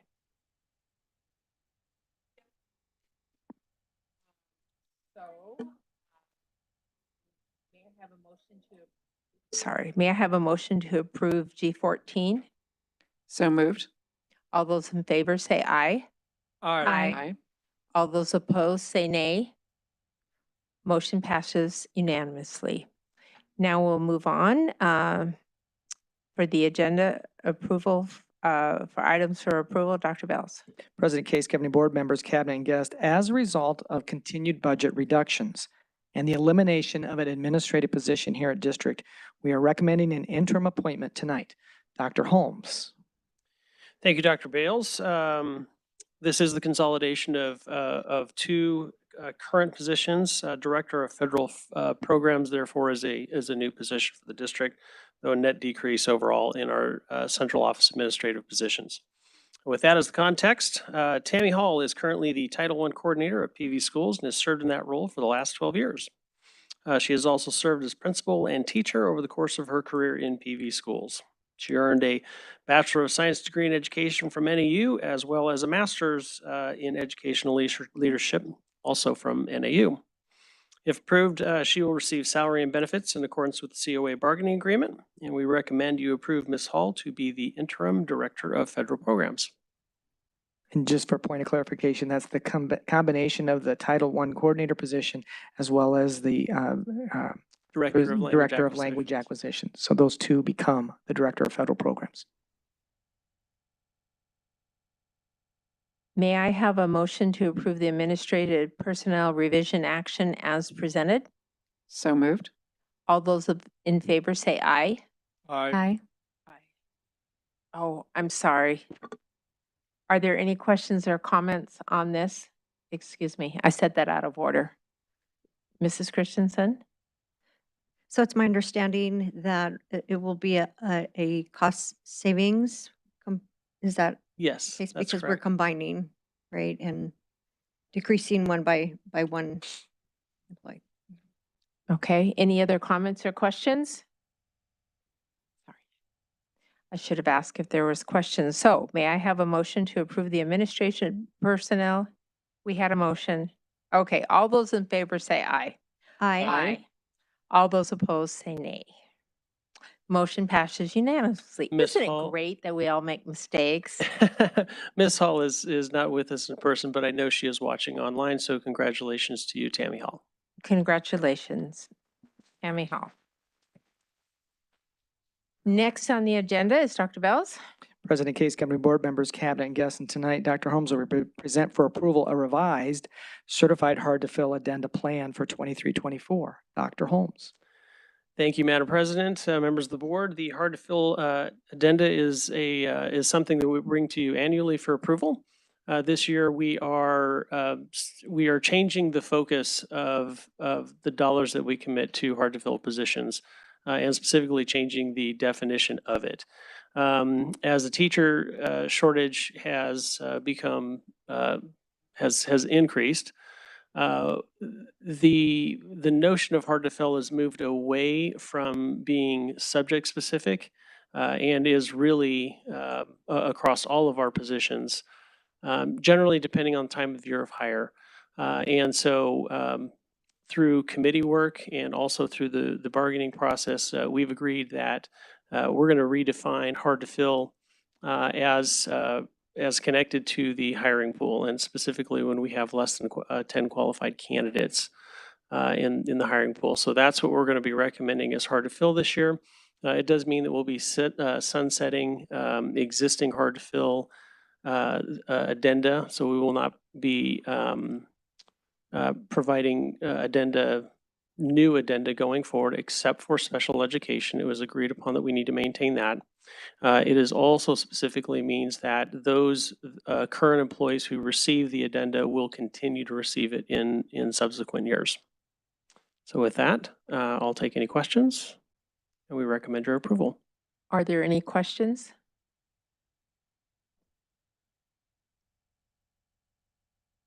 Yes, I do have a question. So it's more of a point of an understanding and information. As we've discussed before, as you indicated, we are in a I guess a different point in our district than we were a few years ago, and it is difficult to fill some of these roles. I just want to understand how what are we doing to try to fill these difficult roles, these hard to fill positions? Are we doing anything different than we have in the past, since it is a different time? Well, I would tell you that recruiting is more digital than it used to be. So we used to attend more job fairs in person, and I would say across public education that was a little bit more common. Um, it's more of a digital presence these days that we go to attract talent. We of course have a tremendous reputation, I believe, as an employer, as indicated by the Forbes one of best employers in the country, and I believe we're very well known in particularly in the Phoenix area as a great employer. So there aren't beyond that, I wouldn't say that there aren't ideas that are bubbling up across public education that are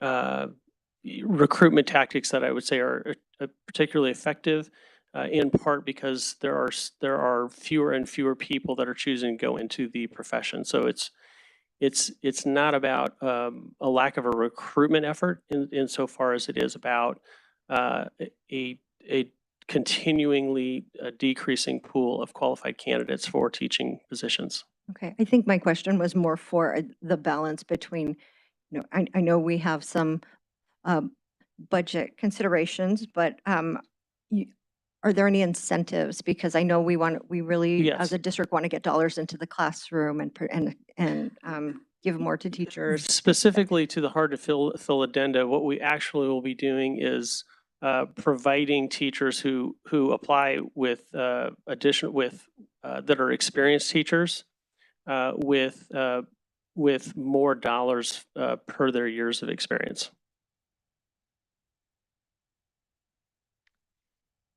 Thank you.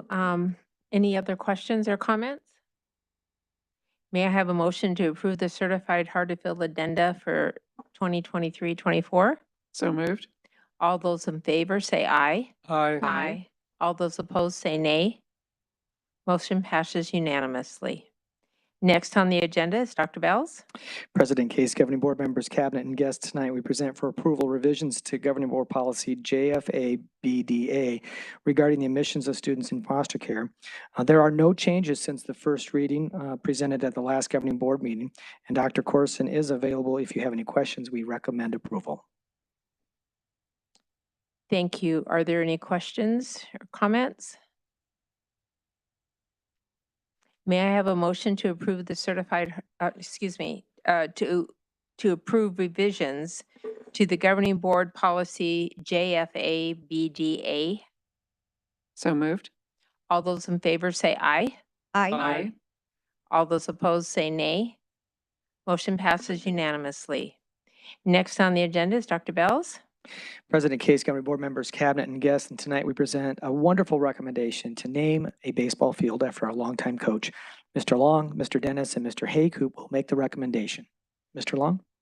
Good evening, President Case, governing board members, and Dr. Bells. I recommend for your approval this evening the naming of the Paradise Valley High School baseball field to the Roy Muller Baseball Field in honor of longtime coach Roy Muller. The school has adhered to policy regulation FFR, which requires them to provide a written rationale for the recommendation and to establish and communicate a period of at least 30 days for members of the community to provide input to the school principal. The school principal presented the proposal to the school site council on an agenda of a site council meeting as a recommendation to the superintendent. The school community is overwhelmingly supportive of the name change. This evening, Mr. Ian Dennis, principal of Paradise Valley High School, will share with you information about Mr. Muller that supports the naming of the baseball field to the Roy Muller Baseball Field. Good evening, President Case, Governing Board, Dr. Bales, and Cabinet. My name is Ian Dennis. I'm the principal of Paradise Valley High School. Joining me tonight is my athletic director, Mr. Brock Haycoop. As Mr. Long said, we're here tonight regarding the request to name the baseball field in honor of former Trojan staff member and Arizona Baseball Hall of Fame coach, Mr. Roy Muller. Roy's career in PV schools spans more than 5 decades and is filled with stats and accolades. He started teaching and coaching at Paradise Valley High School in 1972. I was 3. He was the head coach at PV for 36 years. He's one of just a few Arizona baseball coaches to amass over 700 wins. He was the Coaches Association Coach of the Year in 1991. He coached 2 Arizona Players of the Year, and the list goes on. Many of his former players went on to play in college and in the major leagues, and a few of them even have World Series rings. It goes without saying that Roy has had a positive impact on thousands of players over the years. You were all given copies of the input that we received and had a chance to read specifically how he impacted his players, not just on the field, but in their lives, both during and after high school. The outpouring of support was overwhelming. His former players and coaching colleagues believe there's no better name for the field at Paradise Valley High School than Roy Muller Field. Brock and I both agree. We thank you for your time and consideration. We're here tonight to answer any questions before you vote. I would just like to add that on a personal note, Mr. Moeller stepped up and served Pinnacle High School at a request that I made on a very short notice many years ago. And so his impact is lasting at more than just Paradise Valley High School. It is a tremendous honor. He's given back above and beyond. And so it is with great pleasure that I support the recommendation. Thank you. May I have a motion to approve the naming of the Paradise Valley High School baseball field to the Roy Muller baseball field? So moved. Any comments? Yes.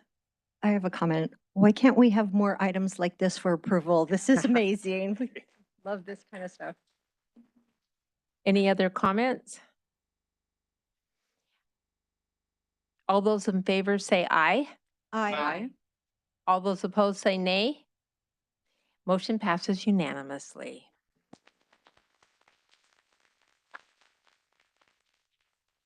Mr. Dennis, if there's a celebration, please invite us. That's wonderful. Acceptance of gifts and donations. Let me review a few of the donations. Desert Trails Elementary Schools PTO donated $8,071 for playground equipment to Desert Trails.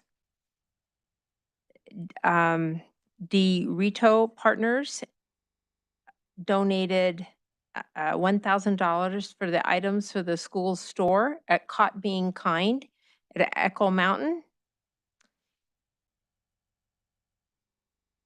The Junior Hero donated $1,000 to the Garden Club at Horizon High School.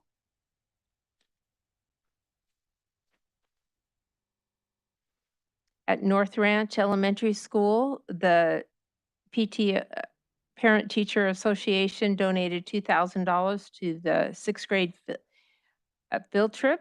And also at North Ranch, the Parent Teacher Association donated $1,000 for the 5th grade field trip.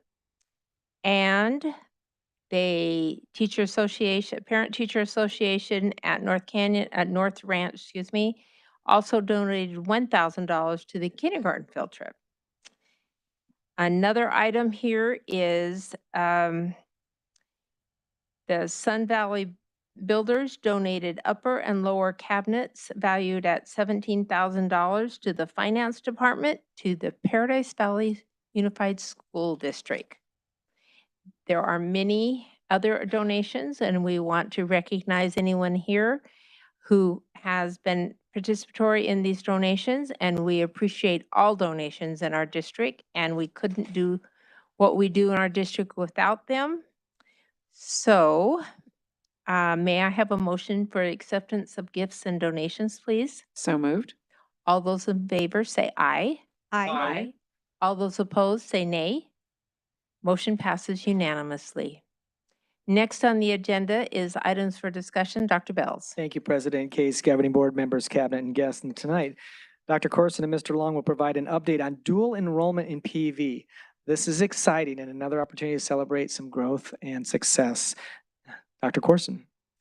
Good evening, President Case, members of the governing board, Dr. Bales, cabinet, and guests. Mr. Long and I are pleased to provide an update to the governing board on dual enrollment in our district. The purpose of tonight's presentation is to provide an overview of our dual enrollment programming along with our current status. To that end, Mr. Long and I will present an overview of dual enrollment, our current student participation in dual enrollment courses, how we market and provide information to students and families about these opportunities, a sample of the course offerings across multiple content areas, the tuition assistance that is provided our students, and a few celebrations from this program. As a review, dual enrollment courses are college-level classes offered by the Maricopa Community College System where a student can earn credit for both a college and high school course. These classes are taught by a PV school's high school teachers who have met the credentials required to teach a college course. These credentials often include a master's degree or equivalent in the teacher's content area.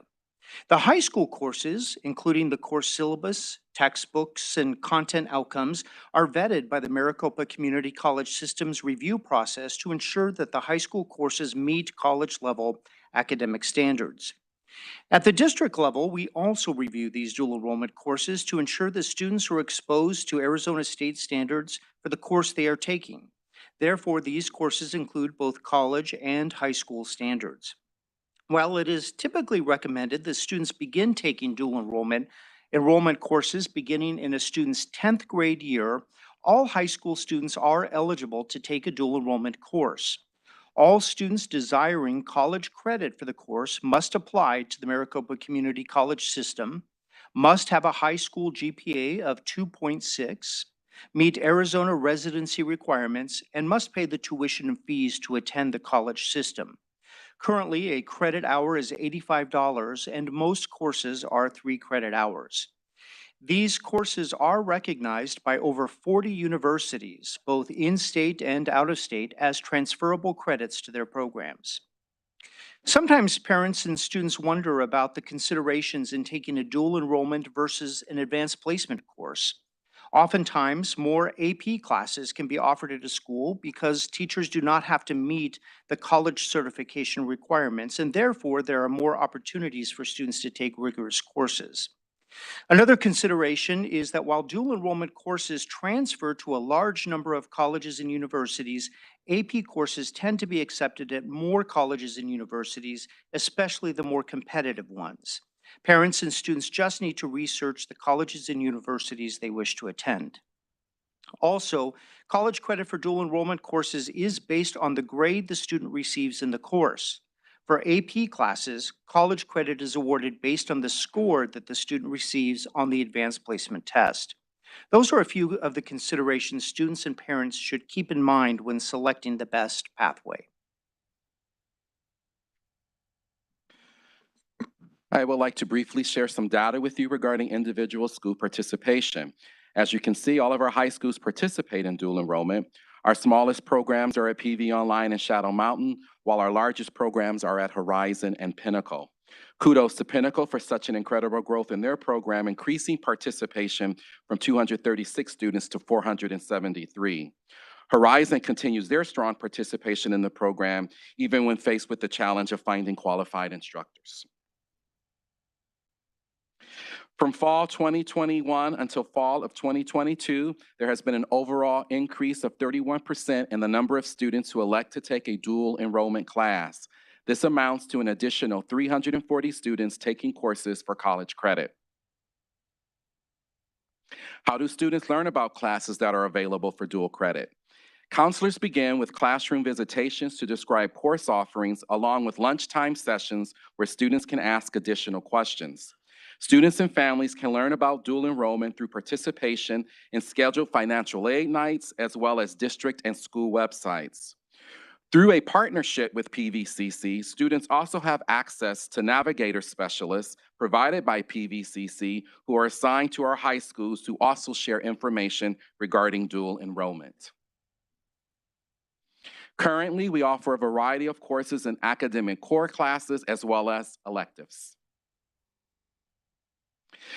This slide gives you an example of what a student and family would see from the school website regarding dual enrollment. This happens to be an example from Shadow Mountain High School.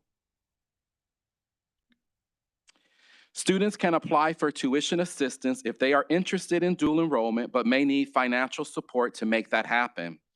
This slide indicates the amounts that were awarded to our students and schools. In the fall of 2022, PV students received over $27,000 in financial aid to participate in dual enrollment courses. Our incredible PV Schools Education Foundation also provided assistance. For 2022, the foundation provided $30,000 to our most at-risk high schools to use for dual enrollment and other fees such as AP. A few of our celebrations, participation has increased by 340 students this school year. 4 high schools increased the number of courses and sections being offered, and Pinnacle High School and North Canyon High School nearly doubled their student enrollment in dual courses this year. And Dr. Corson and I will be happy to answer any questions. I have a question. Yes, Mr. Pantera, would you have a question? Yes. So on this dual enrollment, the students are taking these classes strictly at the high school? Mr. Pantera, that is correct. These courses are taught by high school teachers in their regular students' course schedule. Okay, my experience was when I was in high school, we would take classes in high school, and then I would go to SEC and take classes there. But this is all at the high school location. Dual enrollment courses are at the high school locations. We also have opportunities for students to take concurrent enrollment, which is the example that you shared, Okay, where a thank you. student actually travels to the community college and takes the course there. Well, thank you for that information. I appreciate it. Are there, Mrs. Christensen?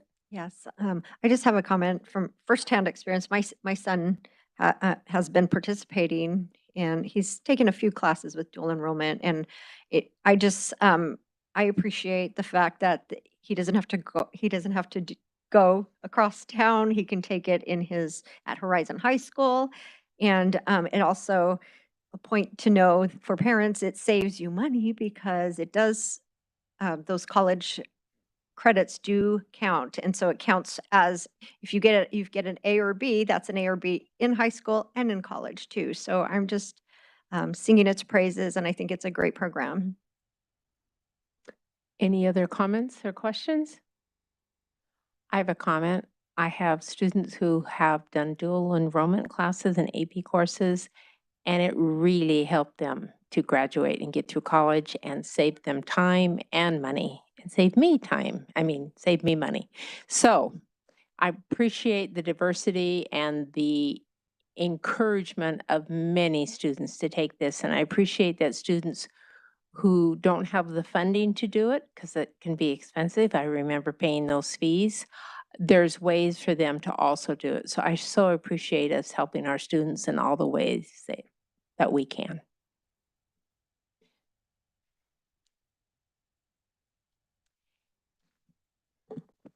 Before we adjourn, I would like to remind you that the next regular board meeting will be held on Thursday, March 9th, 2023 at 7 p.m. May I have a motion to adjourn? So moved. All those in favor say aye. Aye. All those opposed say nay. Motion passes unanimously. Thank you.